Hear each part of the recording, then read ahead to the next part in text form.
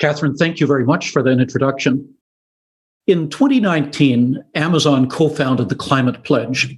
It's a commitment to net zero carbon across its business by 2040, 10 years ahead of the Paris Agreement.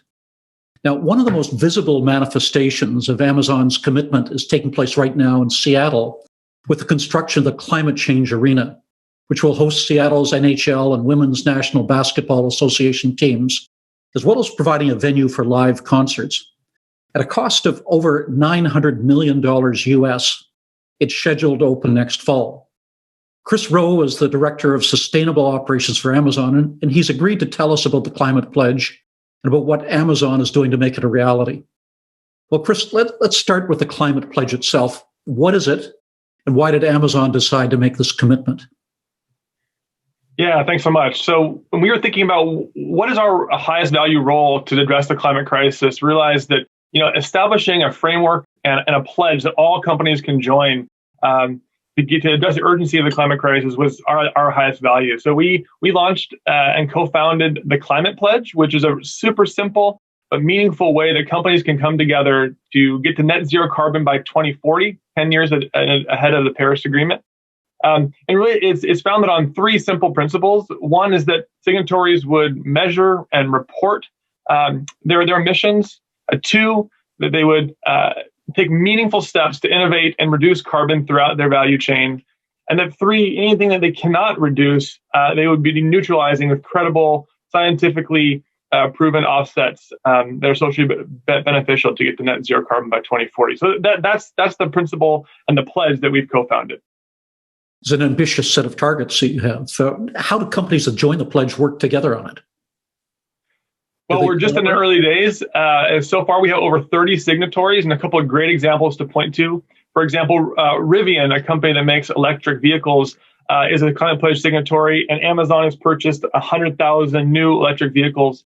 And so I think that type of relationship and that type of business kind of collaboration is going to be what's critical to address the urgency of the climate crisis. And so we're hoping that as momentum builds for the Climate Pledge and more companies join, we'll find more and more ways to collaborate and work across our value chains to drive carbon out of the economy.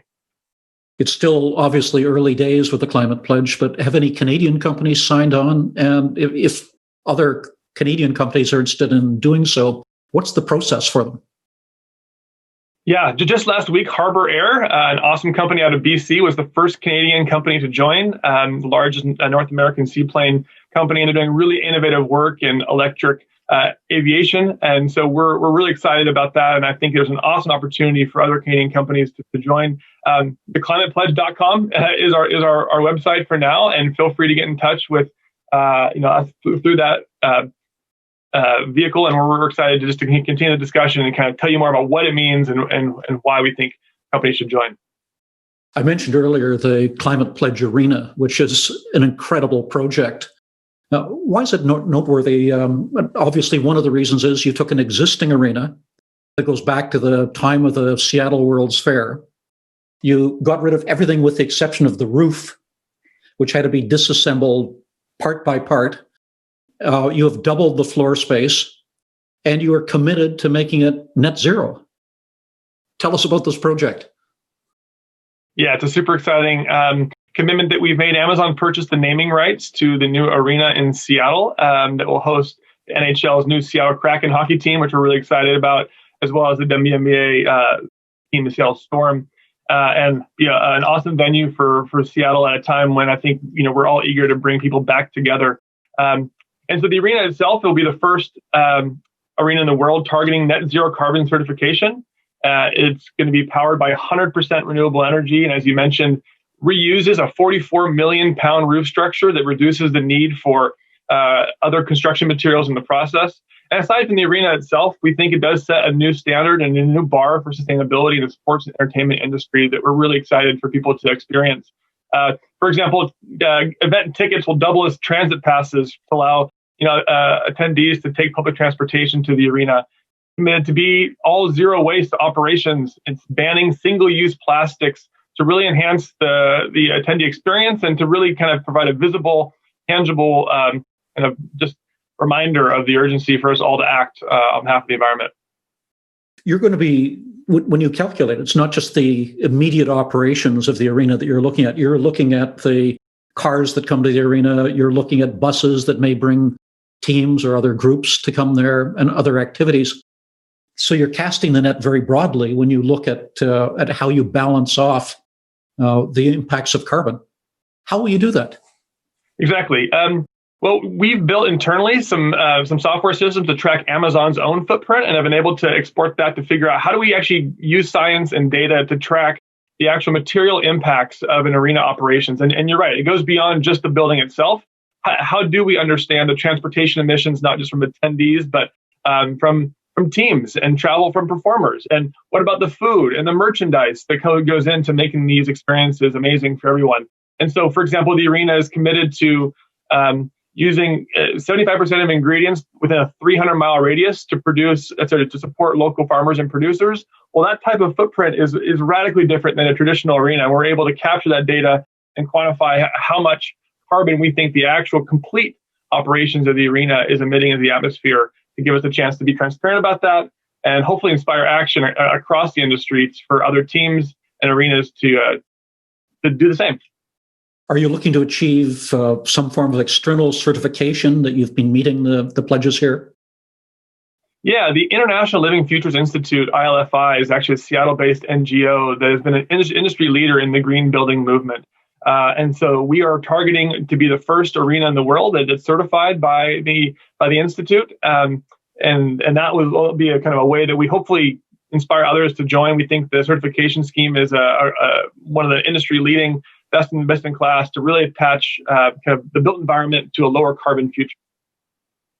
It's an incredible achievement. Tell us more about the carbon pledge itself, and transparency is clearly a key part of this, that companies pledge themselves to disclose what their performance has been. How is this going to be measured? Yeah, the climate pledge doesn't specify how or when any company must be transparent about their own emissions profile. It just says that, we think that transparency is important. We think that knowing and using data to measure your emissions is important. And so, obviously, metric tons is the key criteria that we want people to be transparent about. And so, Amazon for the last several years has disclosed our own footprint, in keeping with a number of other corporates and in the industry in general. And so I think collectively, if we do this together and we can acknowledge what our emissions profile is, it'll illuminate the hotspots and the ways that we can actually move the needle against the urgency of the climate crisis. And so that's really the why behind kind of reporting regularly is to know where we can actually drive meaningful action. And I think, when we've done that, we've been able to illuminate where we have the most material ability to really move the needle, both in the industry, but also for our own operations. In terms of Amazon's operations and its own performance with the pledge, are you applying it equally around the world, or are you focusing first of all in the United States, then rolling it out to other countries from there? Yeah, I mean, the climate crisis is a global crisis, and so this is a global solution set is going to be required. And so we, for example, renewable energy, we are committed to power our entire operations with 100% renewable energy by 2030. We're on our path to get there by 2025, and that includes even today over 100 projects that we've built across the world, not just in the U.S. but in the EU, Asia. It's a global movement and a global effort that we're undertaking here. Now, usually in a project like this, the obvious way to begin is start with the low-hanging fruit. Where can you most cost-effectively achieve the progress you want to make? Is that the course that you're following here and moving from that to the more difficult challenges? The only thing that strikes me is that the Climate Pledge Arena was not an easy feat. This was not low-hanging fruit. This was a major project and really a demonstration project of what can be done. What has been your strategy in dealing with this? Yeah, we don't believe that we have enough time to actually take this chronologically and sequentially. We think, in parallel is really the way to face this. So we will be and are continuing to look at things that we know within our operations, but we also realize to get to what the climate science is telling us, we need to make some big, bold bets and actually look at what's around the corner and try to understand what technology do we need to start investing in today so that we can reduce our carbon in the future. So a couple of examples I already mentioned, Amazon's commitment to electric vehicles, that is not a simple or an easy commitment. And it takes a partnership and a collaboration with a lot of other innovative companies. All the more reason to underscore kind of the climate pledge itself and sort of building a community and an infrastructure of companies that are like-minded to really approach these problems that are going to require more complicated long-term solutions. So it's a both and for us. And we have a lot of work happening internally, which we're really excited about, not only in renewables, but in buildings and our products. For example, we launched climate pledge friendly products here in this last handful of months, which really provides folks on our marketplace an ability to shop their values. So we're trying to hit, all the ways that Amazon can really, move the needle and reduce carbon out of our entire value chain. So far, have you been able to use off-the-shelf technologies, or have you had to develop new technologies? It's been striking in other areas how Amazon's really pushed the frontier of technology. Where are you on this particular project? Can you use existing technology, or had you already been required to invent new technologies? I would say all of the above. I mean, even just to calculate our carbon footprint, we use our own software engineering resources and data science to create models to better understand our impacts. And so that's sort of new technology that Amazon's been able to invest in just to quantify kind of how our operations. But I again, point back to electric vehicles, like that is new technology that we're excited and eager to help get out, and not just for Amazon's own operations, but for everyone. And I think it's going to take a tipping point and momentum to overcome to really get to a place where that new technology that we all know we all need is just part of how we operate with carbon in mind. Let's talk about the economics of this for Amazon. Obviously, there's an added cost in terms of trying to make this sort of a conversion. Looking down the length of the project, how do you see the cost impacts of this? Do you feel that after a certain time it will pay for itself, or is it going to be a continuing cost for the company?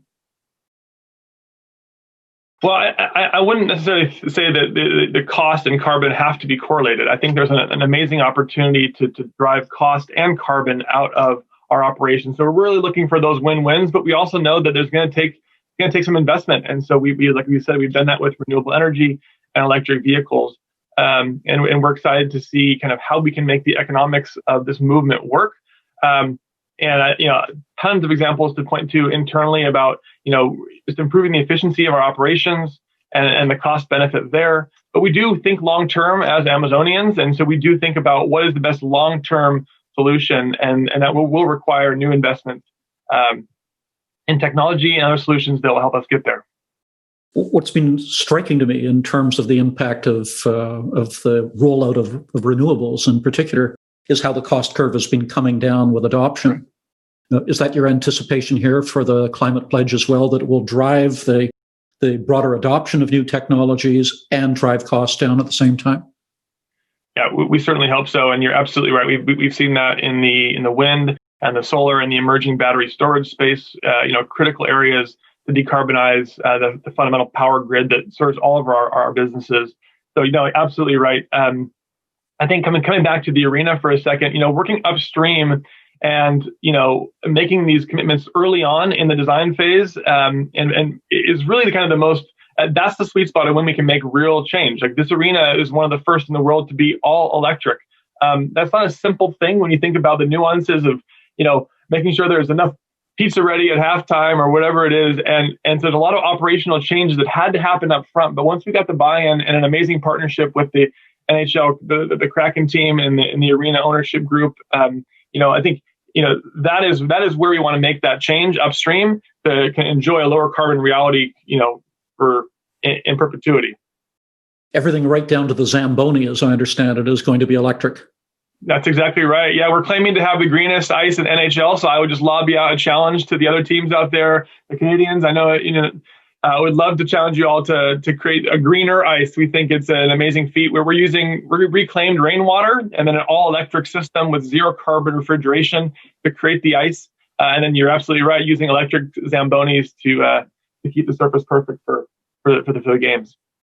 Chris, let's talk for a minute about COVID. We're into the second wave of that at the present time. That's obviously had a significant impact on Amazon's operations. It's good for growth of the business, obviously, a business like Amazon. But has that also created problems for you in terms of the ability to achieve the climate pledge on target? Or has it made it easier? What has been the impact of COVID? Well, I think we're still assessing the impact, and certainly very much in the middle of understanding the full implications of COVID on our lifestyle, let alone our business. And I think we are committed to the long-term climate outcomes that we all know we need, and that climate science is telling us. So when we set out to think about what is the right way for Amazon to approach this, we the climate science, a new IPCC report came out midstream and said Paris actually may not be fast enough, and so you need to go quicker. And so that's where we actually changed our goal to be 10 years earlier than Paris. And I think we don't have the option to think about these issues in silos, and we need to do both. We need to obviously create infrastructure in our facilities and our delivery network that addresses the urgent needs of COVID and the public health risks in the communities that we serve. But we'll also laser focus on our long-term vision to operate with zero carbon. One of the impacts, certainly, that we've seen with COVID is that it's encouraged the digitalization of societies. That should be helpful, presumably, in terms of meeting our climate commitments, and should help Amazon too in terms of its planning as it looks ahead. Do you anticipate that it'll permanently reshape your operations in any way? No, I think we're all trying to understand the answer to that question, and I would be remiss to think that we're going to go back to the way things were. There's got to be a new normal emerge from all of this, and probably too early to give you any specific indication of where Amazon will be at the outset of this. But I think we are eager and grateful that we have the technology at our fingertips to be able to communicate with our families, coworkers, et cetera, to get through this, and more to come on how Amazon will pivot and help co-create a future that accommodates the realities of our public health needs.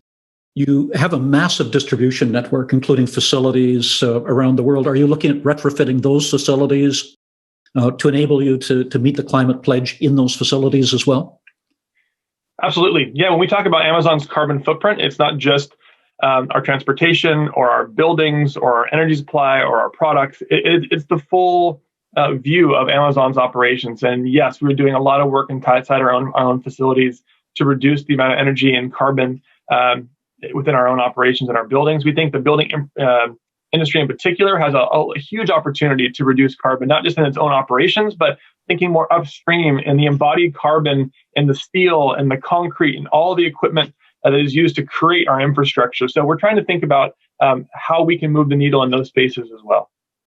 Well, Chris, it's been fascinating. Unfortunately, we're out of time, but it's an ambitious pledge that Amazon is promoting here, and you're bringing it to reality in the climate pledge arena as well.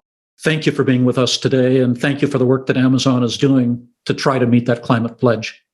Well, thanks so much for the ability to talk about it with you today. I appreciate it.